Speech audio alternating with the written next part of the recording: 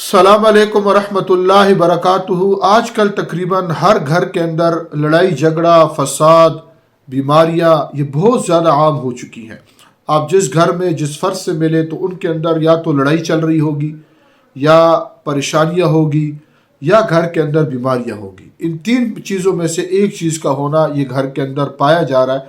اس کے لیے میں آج آپ حضرات کو دو عمل عرض کرتا ہوں۔ انشاءاللہ دو عمل کی ہم پابندی کریں، اللہ کے فضل احسان و کرم سے گھر سے جو پریشانیاں وہ الحمدللہ ختم ہو جائے گی، لڑائی جھگڑے محبت میں بدل جائیں گے، فساد ختم ہو جائے گا۔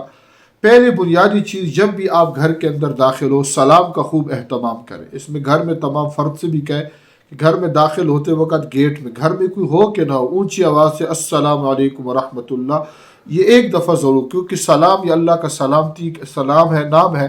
تو جب سلام لفظ نکلیں گے تو اللہ پاک اس کی وجہ سے گھر کے اندر سے لڑائی جھگڑوں کو ختم فرمائیں گے۔